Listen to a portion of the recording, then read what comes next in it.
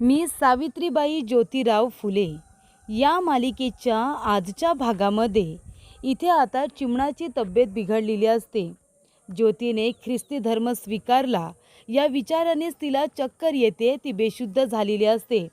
आणि तेव्हा प्रेक्षकांनो राजाराम काका वैद्यांना बोलवायला सुद्धा गेलेले असतात. तेवढ्यातच रखमा धावत पळत कांदा घेऊन येते आणि म्हणत असते, "आवं, हा जरा फोडून द्या." राजाराम वैद्यांना घेऊन येईल तवा येईल, हा कांदा थोडा नाकाला लावू दे. तेव्हा रखमा धावपळ करत आता कांदा चिमणाच्या नाकाला लावायला जाते. तेवढ्यातच इथे सावित्री म्हणत असते, "सासूबाई, डोळे उघडा, उठून बसा बरं." राजाराम दादा तेवढ्यातच तिथे आलेले असतात. तेव्हा सगळेजण विचारतात, "काय झालं, वैद्यबुवा आले का?" तेव्हा राजाराम दादा म्हणतात की वैद्यबुवाने येण्यासाठी नकार दिला. आत्तापर्यंत पुण्यामध्ये सगळ्यांना कळलं आहे की आपल्या ज्योतीने ख्रिस्ती धर्म स्वीकारलेला आहे, त्यामुळे कुणीही आपल्या घरी यायला तयारच नाही. तेव्हा इथे राजाराम दादा आता म्हटल्यानंतर गोविंद काका म्हणत असतात की हे दिवस काय बघायला आलेत आपल्यावरती. देवा पांडुरंगा, अरे हे दिवस दाखवायच्या आधी डोळे का नाही मिटले माझे. तेव्हा सावित्री म्हणत असते, "दादा, तुम्ही असा वाईट वंगाळ विचार नका करू. मालकांना येऊ द्या, खरं खोटं होऊन जाईल." तोपर्यंत इथे गंगाधर शास्त्री आता ढोल ताशांच्या गजरामध्ये इथे गोविंद काकांच्या घरासमोर येऊन उभा राहिलेला असतो. तेव्हा सगळेजण धावत पळत घराच्या बाहेर येतात आणि भूदेवा म्हणून गोविंद काका गंगाधर शास्त्रीच्या पायाजवळ जाणार. तेवढ्यातच ते म्हणतात, "ए चल, दूर हट, दूर हट." "काय र गोंद्या माळ्या, अरे हा कसल्या पोराला जन्म दिलायस तू? अरे ह्या तुझ्या पोरानं ख्रिस्ती धर्म स्वीकारला म्हणजे तू बाटलास की रे. त्यामुळे आता तुम्हाला सगळ्यांना शास्त्रानुसार शिक्षाही मिळणार.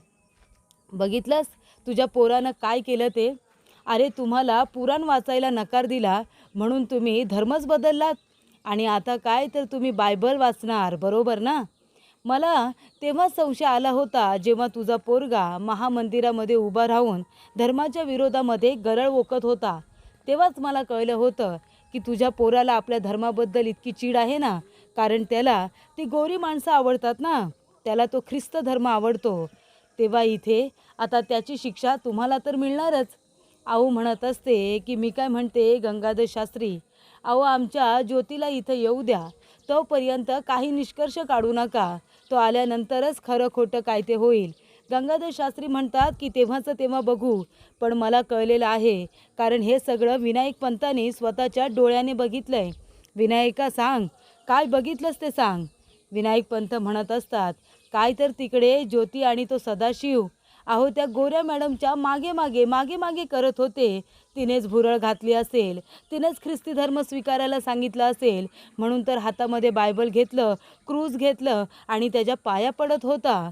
मग एवढं सगळं कोण करणार? धर्म बदललेला व्यक्तीच करणार ना.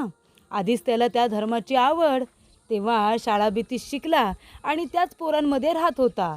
तेव्हा विनायक पंत म्हणत असतो, "मग आता काय, आम्ही बघितले ते काही चुकीचं आहे का? धर्म बदलला आहे नक्की." गंगाधर शास्त्री म्हणतो, "बघितलंस का रे गोंद्या माळ्या, अरे ह्या पोराला त्यावेळेस जरा तू घाबरवून ठेवला असतास तर आज तुझा मुलगा हातातून बाहेर गेला नसता. पण आता मी सोडणार नाही. शास्त्राचा अभ्यास करून योग्य ती शिक्षा मी देणार म्हणजे देणारच." आणि काय गं ये, तू इथे तारतंबे सोडून सगळ्यांच्या समोर तूच बोलत होतीस ना, नवऱ्याची बाजू घेऊन. पण आता तेव्हासुद्धा जे कधी घडलं नव्हतं ते घडलं होतं. तू पहिल्यांदा एक स्त्री त्या आता सभेमध्ये बोलत होती, पण त्याची शिक्षा तुला आत्ता मिळणार. आणि फक्त तुलाच नाही किंवा तुझ्या नवऱ्यालाच नाही, अख्ख्या घराला त्याची शिक्षा नक्की मिळणार. धर्म बुडवणाऱ्यांना माफी नाही. धर्म स्वीकारला आणि आता तर काय, इथे आता ख्रिस्ती धर्माचा अभ्यास करून बायबलचा अभ्यास केला जाणार आहे. त्यामुळे आता जे व्हायचं ते होईलच. तेव्हा इथे सावित्री म्हणत असते, "माझा कुणावरती बी विश्वास नाही. माझा फक्त विश्वास आहे तो माझ्या मालकांवरती. त्यामुळं जोपर्यंत मालक येत नाही तोपर्यंत कुठली बी शिक्षा आम्ही भोगणार नाही." तेव्हा इथे आता गंगाधर शास्त्री म्हणत असतात की "घ्या, आता हे पत्र आलेलं आहे, पत्र, हे पत्र हातामध्ये घ्या. दे रे बाबा." ते पत्र त्यांच्या हातामध्ये घे. आणि हे पत्र कसलं आहे माहिती आहे का? मासाचा गोळा समज. तेव्हा इथे दादा आता हातामध्ये पत्र घ्यायच्या ऐवजी खाली टाकून देतात. मासाचा गोळा म्हटल्या म्हटल्या कारण ते इथे आता पांडुरंगाला मानणारे आहेत, वारकरी आहेत. इथे त्यांच्या घरामध्ये मांसाचं नाव घेणंसुद्धा हे कदाचित पापच समजत असतील आणि त्यामुळे ते पत्र हातात न घेता खाली फेकून दिलेलं असतं. ज्योतीने पाठवलेलं पत्र हे आता हातामध्ये सुद्धा घेतलं जात नाही. तेव्हा इथे सावित्रीला मात्र आपल्या ज्योतीवरती, आपल्या मालकांवरती पूर्ण विश्वास असतो. गंगाधर शास्त्री येऊन त्यांचा अपमान करून म्हणत असतो की धर्माच्या विरोधात बोलला ना, आता शिक्षा मिळणार. हा गंगाधर शास्त्री तुम्हाला शिक्षा देणार म्हणजे देणारच. तेव्हा इथे पारू म्हणत असते, मला असं वाटतं तात्यासाहेबांनी धर्म बदलला असेल. त्यांना त्या गोऱ्या माणसांचा लहानपणापासूनच हेवा होता, म्हणून तर इंग्रजी शाळेमध्ये शिकले आणि आता तर काय, आता त्यांना आपला धर्मसुद्धा नकोसाच वाटत होता. तो सुद्धा बदलला असेलच की व. फक्त मी एवढंच म्हणते, आता जे काही बाहेर घडलं ना ते सासूबाईंना कळू देऊ नका. सासूबाईंना कळलं तर त्यांना लई त्रास होईल, त्यामुळे त्यासनी काही कळू देऊ नका. तेव्हा चिमणा येते आणि म्हणते, काय त्यासनी कळू देऊ नका? काय सासूबाईंपासून लपून ठेवणार आहेस? अगं आत्तापर्यंत जे कळलं ते काही कमी होतं का? त्यापेक्षा आता जास्त काय मला कठीण वाटणार आहे. ज्योतीने असं का केलं? का माझ्या ज्योतीने धर्म बदलला? कशासाठी केलं हे सगळं? का हा दिवस बघावा लागला? असं इथे चिमणा आता म्हणत असते. तेव्हा इथे आता ज्योती याने लिहिलेलं पत्र सावित्री हातामध्ये घेते आणि ती घरामध्ये येणार तेवढ्यातच तिथे रखमा म्हणत असते, अगं हे सावित्रे, अगं काय केलंस हे? ज्योतीने लिहिलेलं पत्र हातामध्ये घेतलंस का? अगं त्याला बाट लागलाय ना, आणि आता तू बी बाटलीस.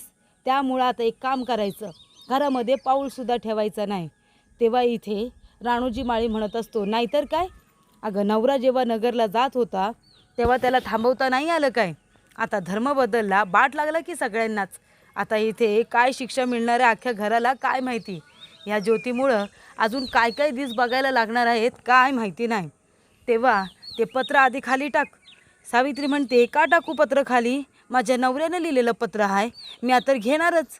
ती म्हणते, बाई नवऱ्याने घेतलेलं पत्र आहे किंवा लिहिलेलं पत्र आहे ना, ते आता तू तुझ्या जवळच ठेव, पण घरामध्ये पाऊलसुद्धा ठेवू नकोस, कळलं का? बाट लागलाय तुला, तुझ्यामुळं अख्ख्या घराला बाट लागल.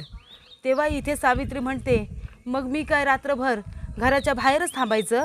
ती म्हणते, व्हय, घरात पाऊलसुद्धा टाकायचं नाही. तेव्हा पारू म्हणते, अहो थोरल्या सासूबाई असं काय करताय? अहो येऊ द्या की जाऊबाईंना घरामध्ये. तेव्हा इथे सावित्री म्हणत असते, सासूबाई अहो तुम्ही तरी सांगा ना इथे मोठ्या सासूबाईंना, मला बाहेरच थांबायला सांगतायत. तेव्हा इथे दादा म्हणत असतात, चिमणा झालं ते झालं, उद्याचं उद्या बघू, सुनबाईंना येऊ दे घरात. तेव्हा इथे चिमणा म्हणत असते, नाही ताईसाहेब जे काही बोलतायत बराबरच आहे, तू घरामध्ये पाऊल ठेवू नगस, तू बाहेरच थांब, काय गरज नाही तुला घरामध्ये यायची. तुझ्या मुलं आणि ज्योती मुलं आता सगळ्या घराला बाट लागल, काही व्हायचं ते होईलच, पण सध्या तरी तू घरामध्ये यायचं नाही, असं इथे सांगण्यात आलेलं असतं. तेव्हा इथे पारू म्हणत असते, अहो सासूबाई असं नका करू, रात्रीची येळ आहे, जाऊबाईंना घरामध्ये येऊ दे. तेव्हा इथे रखमा म्हणत असते, काय गं पारू, तुला लईच पुळका आहे का गं तिचा? एवढंच पुळका आला असेल ना तुला, तर तिच्या बरोबर तू सुद्धा बाहेरच थांब, कळलं का गं तुला? तेव्हा इथे आता पारूचं सुद्धा कुणी काही ऐकत नसतं. तेव्हा इथे गंगाधर शास्त्री यांना वेदो नारायण यांनी पत्र लिहिलेलं असतं. ते म्हणत असतात, इथे आता जेव्हा सभा भरवली होती तेव्हा त्या ज्योती आणि त्याच्या बायकोने खूप अपमान केला होता, खूप गरळ ओकली होती. आता चांगली संधी आली तुमच्या हातामध्ये, तुम्ही आता त्या ज्योतीला सोडू नका, त्याच्याबरोबर सगळ्या घराला तुम्ही शिक्षा द्या. धर्म बदलला त्यामुळे जी शिक्षा देता येईल ना ती शिक्षा देऊन त्याला त्याच्या गुन्ह्याची चांगली शिक्षा द्या, सगळ्या अपमानाचा बदला घ्या, वचपा काढा. ते म्हणत असतात की बघितलं, इतके मोठे वेदोशास्त्री यांनी आम्हाला पत्र लिहिलं. तेव्हा इथे गोपिका म्हणत असते, म्हणून तर सगळेजण म्हणतात ना की तुमच्या यांना बघितल्यानंतर नानांचीच आठवण येते. त्यासुद्धा नानांनी असंच गरीब लोकांना खूप जास्त त्रास दिलेला असतो आणि तेव्हा आता नानांचं नाव घेऊन ते आपल्या नवऱ्याचा मोठेपणा सांगत असते. तेव्हा इथे गंगाधर शास्त्री यांना भेटायला आलेले असतात, ते म्हणजे सदाशिवचे वडील. तेव्हा गंगाधर शास्त्री म्हणत असतात, एक मिनिट, अजिबात घरामध्ये पाऊल ठेवायचं नाही, लांबच राहायचं, लांबच राहायचं. तुमच्या इथे मुलाने सदाशिवने धर्म बदललेला आहे, त्यामुळे तुम्हीही बाटला गेलात आणि बाट लागलेला माणूस आमच्या घरामध्ये कसा काय येतो? जोपर्यंत तुमचं शुद्धीकरण होत नाही ना, तोपर्यंत तुम्ही आमच्यासाठी अछूत आहात. तेव्हा इथे आता सदाशिवचे वडील म्हणतात की गंगाधर शास्त्री, आता तुम्हीच काय ते करा, आम्हाला या सगळ्यातून बाहेर काढा, प्रायश्चित्त सांगा, प्रायश्चित्त. ते म्हणतात काशीला जा सगळे कुटुंब, तिथे स्वतःचे पाप धुवा आणि इथे आता सर्व ब्राह्मणांना तुम्हाला म्हणजे इथे सांगावं लागेल की आम्हाला माफ करा म्हणून पंगत उठवावी लागेल. तिथे गेल्यानंतर पंचकाव्य खावं लागेल, असं बरंचसं काय काय सांगितलेलं असतं. गोपिका म्हणते, अरे बापरे, ब्राह्मण असून एवढ्या शिक्षा, तर त्या गोंद्यामाळ्याच्या ज्योत्याचं काय होईल हो? तेव्हा गंगाधर शास्त्री म्हणत असतात की त्यांच्यासाठी तर एवढी मोठी शिक्षा असणार आहे ना, की ती शिक्षा ऐकल्यानंतर त्या सर्व कुटुंबाला थरकाप उडाला पाहिजे, थरकाप, असं गंगाधर शास्त्री आता म्हणत असतो. ज्योती इथे आता अजून काही नगरवरून आलेला नाही आहे. सावित्री एकटीच आता बाहेर बसलेली असते. तेव्हा आऊ येते तिच्यासाठी जेवणाचं ताट घेऊन. आऊ म्हणते की सावित्री, हे घे, काहीतरी खाऊन घे. ती म्हणत असते की नको मला जेवायला वगैरे, तुम्ही जा, उगाच तुम्हाला बोल बसल. ती म्हणत असते ज्योतीचं पत्र आले, पण नक्की पत्रामध्ये काय लिहिलं आपल्याला काय माहिती. सावित्री म्हणते, मी वाचते की पत्र. तेव्हा इथे आऊ म्हणत असते, नको बाई नको, तू काही पत्र वगैरे वाचू नको, कशाला उगाच पत्र वाचतेस, कुणी बघितलं वगैरे तर. ती म्हणत असते, आऊ वाचू दे की पत्र. ती म्हणते, नाही नको, उद्या मी कुणाला तरी बघते आणि पत्र वाचायला सांगते, तू नको बाई वाचू.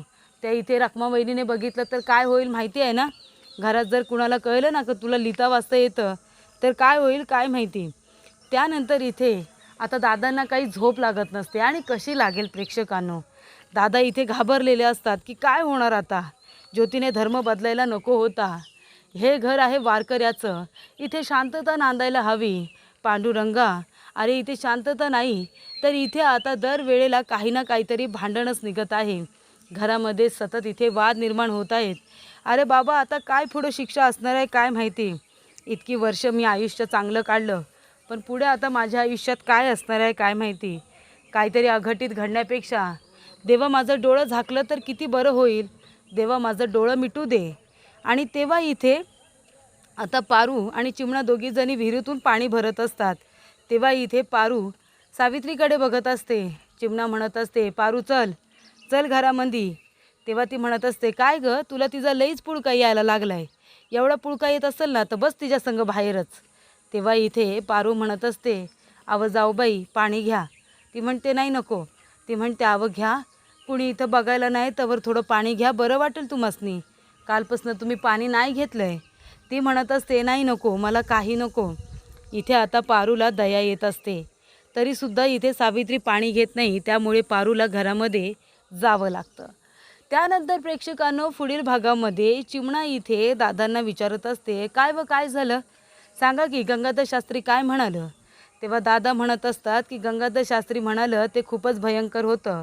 ते म्हणाले की तुम्हाला तर इथे माफ केलं जाणार नाहीच, उलट तुम्हाला शिक्षा दिली जाणार, आणि तीसुद्धा अशी शिक्षा असेल ना की ती शिक्षा ऐकल्यानंतर तुमचा थर काप उडेल.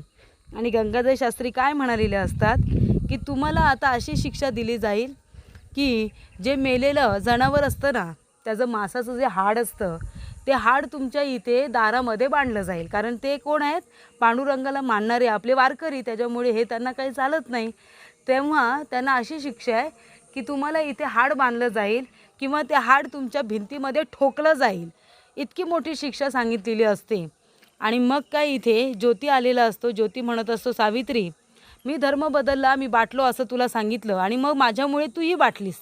मी इथे नसताना तू कशी बाटशील, पण ते तू मान्य केलंस, ही तुझी चूक झाली. तुला मान्य करून बाहेर थांबायची काय गरज होती, आणि खरं खोटं करायच्या आधी एवढे निष्कर्ष काढायची काय गरज होती, हे मला काही योग्य वाटलेलं नाही आहे. सावित्री, आता एक काम करायचं, मी पाठवलेलं पत्र दुसरीकडे वाचायला का दिलं, ते पत्र तू खणखणीत आवाजामध्ये सगळ्यांच्या समोर वाचायचं. तुला लिहिता वाचता येतं हे अभिमानाने सांगायचं. त्याच्यामध्ये लपवण्यासारखी काय गोष्ट आहे. तेव्हा ते पत्र घे तू सावित्री आणि सगळ्यांसमोर खणखणीत आवाजात वाच. सगळ्यांना कळू दे तुला लिहिता वाचता येतं ते.